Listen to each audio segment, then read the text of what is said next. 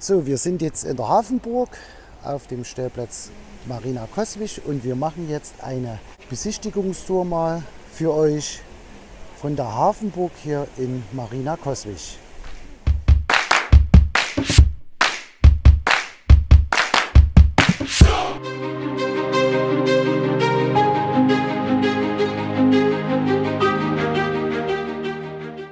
heiße euch herzlich willkommen in der Hafenburg. Wir befinden uns hier am Eingangstor, oder der Rest, was noch über ist von unserem hochinteressanten, hochimposanten Eingangstor. Wollen wir mal mit ein paar technischen Sachen anfangen, die ich euch so erklären werde. Coswig wurde, also die Stadt Coswig, ursprünglich Cosewitz, wurde erstmal urkundlich vor ungefähr 850 bis 900 Jahren erwähnt. Hier oben auf dem Gelände der heutigen Hafenburg geht man davon aus, dass die erste Besiedlung 1540 bis 1580 war, wo hier das erste Mal Leute gesiedelt haben. Ja? Wir kommen ein bisschen mal von vorne weg zum technischen Details. Was ich euch gleich sagen werde, wir sind eine sehr kleine, überschaubare Gruppe. Wann immer ihr zwischendurch, wenn euch irgendwas auffällt, ihr irgendwelche Fragen habt, irgendwas wissen wollt zu irgendwelchen Details, immer dazwischen rufen, fragen, muss sich keiner melden wie in der Schule. Wir haben die Zeit, ich kann euch eigentlich alle Fragen beantworten, so ich sie denn weiß oder sie mir überliefert wurden. Ja? Wie gesagt, wir befinden uns hier am imposanten Eingangstor. Ich bin Landsknecht Achim und werde euch heute führen und die eine oder andere Geschichte erzählen. Ja? Mein Bruder, das ist der Sven, der rennt aber über den Platz rum und grüßt freundlich die Leute. Aber ich bin, ja, ihr dürft mit dran teilnehmen, einfach mit anschließen. Ja? Wir wissen, wir haben immer irgendwelche Nachzügler, die sich nicht an Zeiten halten können. Wir können die Uhr nicht lesen. Ich bin noch im Mittelalter, ja, keine Uhr. Das, der kleine Zeiger auf der 12, große auf die 3, fängt jetzt an. Ja? So, dann bitte ich euch mal hier, mir so langsam ein gutes Stück zu folgen. Von der Stellplatz, die Familien oder Angehörige mitbringen wollten, immer vermietet haben. Wobei ich aber dazu sagen muss, das war immer so, naja, nur so eine Sorte. Wie man hier sieht anhand seines Wappens, so hat jedes Handwerkerhaus auch fast sein eigenes Wappen, weil die Handwerker wollten sich natürlich auch nach außen präsentieren. Alle Wohnungen, wie gesagt, sind 30 Quadratmeter groß, sodass, wenn man sich eine obere Wohnung mietet, immer die Möglichkeit hat, hinten raus in Ruhe zu sitzen. Oder man nimmt sich die Stühle, setzt sich vorne raus. Unser erstes Marktplatzhaus ist, was wir hier jetzt von der Front sehen, ist das Haus der Pralinenmacherin. Die Pralinenmacherin kam irgendwann zwischen 17. und 18. Jahrhundert, war eine arme Bauerstochter, die hier in die Hafenburg kam, um ihr Glück zu suchen, hatte aber nichts weiter als ihr Wissen, was sie von ihrer Großmutter gelernt hatte, und zwar das Süßigkeiten herstellen und Pralinen machen. Die Hafenburger an sich wussten damit nichts anzufangen und haben gesagt, Mädel, wir haben hier noch so einen alten abgeranzten Wehrturm, den kannst du gerne haben. So ist die Pralinenmacherin ursprünglich nur in diesen kleinen Wehrturm eingezogen, hatte oben ihre kleine Kemenate und unten ihre ganz kleine Manufaktur, wo sie angefangen hat, Pralinen zu machen. Da sie aber in ihrem Handwerk so gut war und die Hafenburger irgendwann so närrisch nach ihren Pralinen, hat sie natürlich damit auch Geld verdient und konnte sich im ersten Zug links oben ihre kleine Kemenate erweitern und unten ihre Pralinenmanufaktur erweitern. Das war der erste Anbau an diesem alten Wehrturm. Irgendwann in den nächsten Generationen hatten sie so viel Geld zusammen, dass sie ihre Werkstatt rechts erweitern konnte und eine Generation später sogar noch ein kleines Gesindehaus anbauen konnte, sodass dieses Haus ursprünglich praktisch in vier Teilen aufgebaut wurde. Deswegen auch die unterschiedlichen Stilrichtungen, da mit Fachwerkhaus. Hier drüben sieht man, war schon mehr Geld, da konnte man schon Sandstein mit verbauen. Und wie gesagt, auch filigranes Fachwerk nachher denn für die Angestellten. Der Flaggenturm, wie gesagt, war auch ein Überbleibsel aus der alten Stadtmauer, so dass man den Flaggenturm mit genutzt hat. Und auch da sieht man halt so genau diese Baugrenzen der unterschiedlichen Bauzeiten. Hier der Kutschenbauer natürlich vorne mit seinem riesengroßen Eingangstor zu seiner Werkstatt. Der Kutschenbauer hat natürlich nicht nur Kutschen gebaut, der hat auch so den ein oder anderen Transportmittel für den Winter, wie diese Schlitten gebaut. Auch das sind wirklich alles Originale. Das sind keine Nachbauten, das sind wirklich alles Originale. Der faule Hund scheint heute nicht zu arbeiten, weil die meisten Jalousien sind unten. Das hat er eigentlich immer deswegen gemacht, um so viel wie möglich Tageslicht zu nutzen.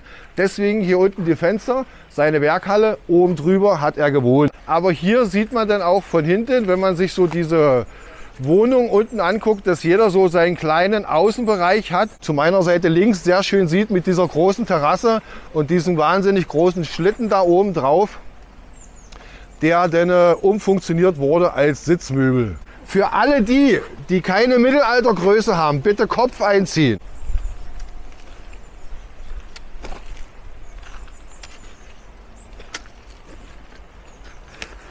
Hier ist schon bewohnt, wohnt die Zunft der Radmacher, die auch alle da sind und gestern kräftig gefeiert haben, nehme ich mal an. Aber auch hier sieht man natürlich oben die Radmacherterrasse wunderschön gelegen unter dieser Eiche. Und hier davor hat er natürlich links davor sein ganzes Werkzeug, womit er die Reifeisen macht für die Räder oder auch für die Fässer vom Fassmacher. Und alle die, die in 14 Tagen wiederkommen, hat der Radmacher immer noch richtfest. Weil wir haben uns gedacht, so ein Mittelalterdorf kann ja nicht immer ewig fertig sein. Also dieses Dach ist natürlich dicht. Aber es wird ewig so bleiben. Der Radmacher hat ewiges Richtfest. Wann immer ihr vorbeikommt, es ist richtfest. So, auch hier beim Durchgang wieder aufpassen, Kopf.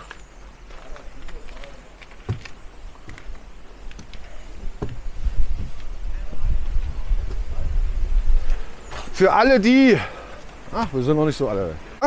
Wir befinden uns hier im Haus oder auf dem Haus des Kerkermeisters. Kerkermeister war in der Hafenburg die Gerichtsbarkeit. Also, und der eigentliche Kerkermeister ist einer von meinen Brüdern.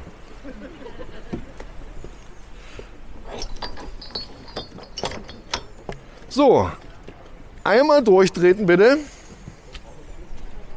Diese Terrassen sind alle fast genauso groß, relativ geräumig. Wenn ich mir vorstelle, dass diese obere Wohnung mit 4 Personen bewohnt ist, man kann aber sich auch weiter hinten geschützt hinsetzen, ohne dass man von fremden Blicken beobachtet wird. Wollen wir weiter? Du bist die Erste. Bitte einmal unten links.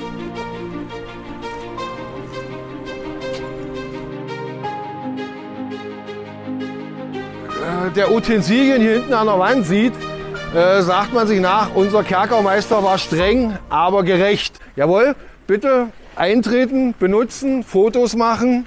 Bitte und jetzt aber auch ein bisschen leidend gucken, ja? Also wir sind ja nicht auf dem Ponyhof, ja? So ein bisschen leidend. Wer immer ein Foto haben möchte, darf. Ich lasse nicht fallen. Ich mache langsam runter, weil der Kopf muss nach vorne. Weiter. Es muss leidend sein. Nein, wenn ich richtig zudrücke, dann leidet er richtig. So. Wenn wir hier weitergehen, sehen wir auch hier, für was die Terrasse das ein oder andere Mal genutzt wurde.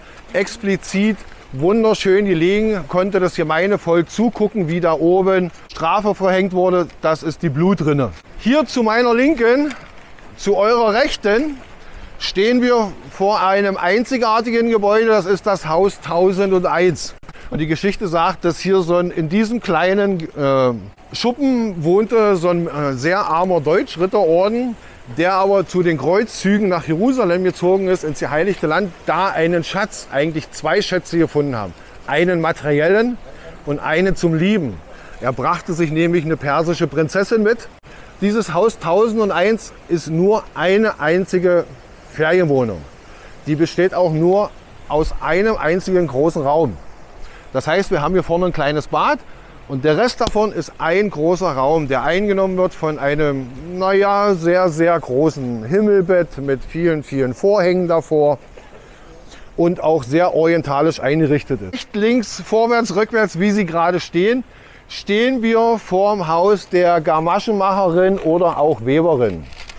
Die Gamaschenmacher und Weberin hat ihr Handwerk so perfektioniert, dass sie sehr, sehr feines Leinentuch herstellen konnte, was sie unter anderem auch bis nach Potsdam hoch, bis zu den Preußen verkauft hat und somit zu einem stattlichen Vermögen kam. Und hat sich so an ihrem Haus die ein oder andere Extravaganz gegönnt. Da sei es die Bemalungen rundherum, die extra sind, oder auch die ausgestellten Gauben oder die überdachte Terrasse. Geradezu hinter euch stehen wir vor dem Handwerkerhaus der Töpferinnen und Töpfer, was man anhand der Dekoration rundherum sieht. Coswig war schon immer eine Töpferstadt, weil rund um Coswig gibt es heutzutage jetzt sehr viele Seen, was damals alles Tongruben waren. Und heute haben wir noch 2, 3 kleine Töpfermanufakturen, die Steinwerkzeug, also Steinkrüge in Coswig herstellen. So, hier geht's weiter. Hier zu meiner Rechten sehen wir den kläglichen Rest des Steinbruchs der Hafenburg. Das ist übergeblieben, nachdem die Hafenburg gebaut wurde. Hier in diesem Gebäude wohnt die Zunft der Steinmetze und Bildhauer. Und auch hier unten sieht man seine letzte Auftragsarbeit. Und alle Leute, die der römischen Zahlen mächtig sind, sehen auch, wann er begonnen hat und wann er damit zu Ende war. So sehen auch einige Wohnungen innen aus mit solchen Reliefs in den Wänden und so. Und das ist wirklich alles, das ist nicht irgendwie reingedruckt oder was, sondern das ist wirklich, der Spezialmörtel wurde aufgespritzt, die Platte wurde hergestellt und dann haben die Leute das per Hand da rausgeschnitten und nachträglich koloriert. Wie auch die ganzen Steine hier. Um mal auf die Koloration zurückzukommen, das sind wirklich Kolorateure, die normalerweise so für Theater und Theaterkulissen und sowas alles machen. Ja.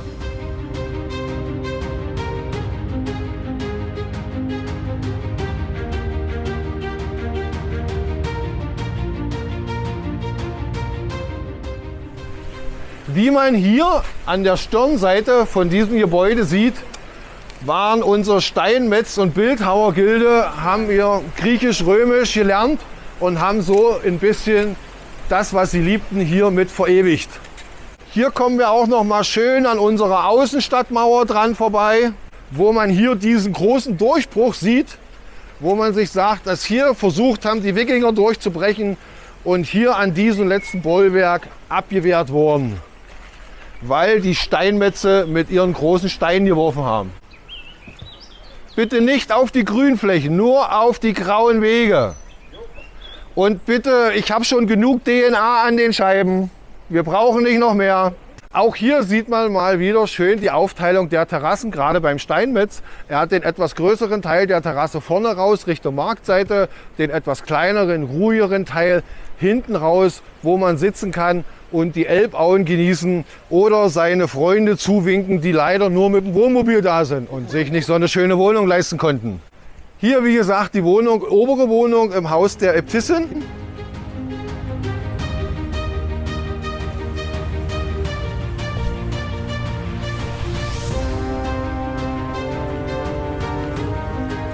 Hier aber stehen wir an der Rückseite des Hauses von Hieronymus, seines Zeichens Sterndeuter und Alchemist.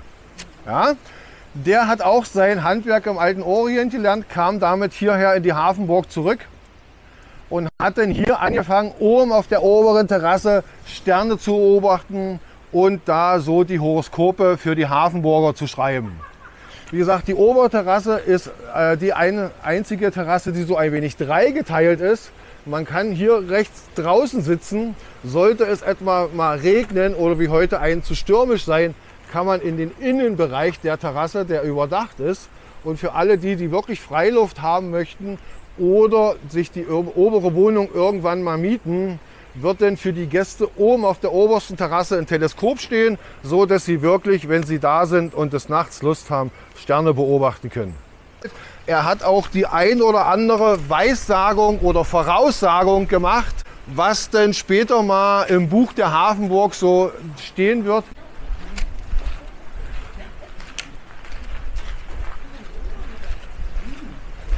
Hier Im vorderen Teil des Hauses des Sterndeuters und Alchemisten sehen wir den Turm. Alle Leute, die sich trauen, die obere Wohnung zu mieten, müssen durch diesen Turm in die obere Wohnung.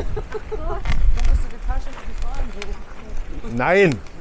Ich habe einen Bruder, der ist Kofferträger. Für ein gewisses Entgelt bringt er ihr Gepäck da nach oben. Und dadurch, dass die Leute im Mittelalter wirklich nicht sehr groß waren und unser Alchemist in besonders kleiner Ausführung, sieht man anhand der Tür, die zu seinem Alchemistenlabor führte, die sich im Untergeschoss befand, relativ kleine Leute. Das ist das Haus des Flugmaschinenbauers. Wenn ihr jetzt da oben diesen, wo viele Leute sagen, diesen Kran seht, das ist kein Kran. Ihr müsst euch jetzt einfach rechts und links Seile mit gespannten Flügeln denken. Und wenn man dann an Leonardo da Vincis ersten Entwurf einer Flugmaschine in Erinnerung bringt, dann sieht das so aus, ist an dem angelehnt. Deswegen sind auch die Balken an den Seiten so wie Rippen bei Fledermäusen oder Flügeln da an der Seite. Wenn die Flügel oben drauf wären, die leider noch nicht da sind, die Stoffbahnen, dann würde man das besser erkennen, dass das eine Flugmaschine ist. Vor dem wichtigsten Haus in der Hafenburg, dem Fassmacher. Was wären die ganzen Hafenburger ohne die Fässer? Ohne Fässer kein Wein, ohne Fässer kein Bier, ohne Fässer kein Pökelfleisch, kein Fisch. Alles wurde damaligen Zeit in Fässern transportiert, bewegt oder gelagert. Das sind die letzten Umrisse von dem Fass, weil als das Fass fertig war und das erste Mal mit Wein befüllt, hatte er eine kleine Festivität mit der Äbtissin. Und er ist in seinem Fass ertrunken. Sein Sohn und Nachfolger Fassbauer hat gesagt, sowas dürfe nie wieder passieren und hat aus dem Riesenfass dazu mal dann eine Wohnung gemacht und hat nur noch die Umrisse dagelassen, um zu beweisen, dass das größte Fass einmal hier existiert hat. Hier stehen wir vor, naja, einem illustren Haus, wie man so schön sagt. Das ist das Haus der Bäderin. Das Haus der Bäderin hat hier an der Seite zwei wunderschöne Reliefs, wo der Bildhauer sich erlaubt hat, zwei Bäderinnen nachzubilden. Wobei die Amphoren, die die beiden Bäderinnen tragen, auch dieselbe Funktion haben wie unsere Wasserspeier. Das heißt, dienen der Dachentwässerung. Wenn es regnet, läuft aus den Amphoren Wasser. Man kann nicht in den Garten und nicht auf die Terrasse der Bäderin schauen. Das ist dem geschuldet, wann immer sich ein Gast das Haus der Bäderin einmietet, kann er sich einen mittelalterlichen Badezuber dazu mieten und kann in seinem privaten Garten in einem mittelalterlichen Badezuber baden, ohne dass er von anderen Leuten demzufolge beobachtet werden kann. Weil, wie gesagt, hier ist eine große Mauer drumherum, hinten ist eine große Mauer drumherum. Es gibt nur den einzigen Zugang hier vorne und der wird, wenn vermietet ist, halt verschlossen, so dass man da wirklich seinen privaten Badebereich haben möchte, wenn man das möchte. Die Bäderinnen waren ja im Mittelalter nicht nur die Leute, die für die Sauberkeit, sondern Bäderinnen waren ja eigentlich die männliche Form der Bader. Der Bader war der, wie sagt man, der Doktor der armen Leute. Ja, der Aderlasser, wie gesagt, mit allerlei kleinen Wehwehchen, die die armen Leute hatten, die sich keinen Arzt leisten konnten, die sind zum Bader gegangen. Weil hiervon hat man wirklich den herrlichsten Ausblick über die gesamte Elbaue und bis hin zum Coswiller Schloss. Dürft ihr gerne oben Kette aufmachen, mal auf Terrasse gehen, wenn ihr das wollt.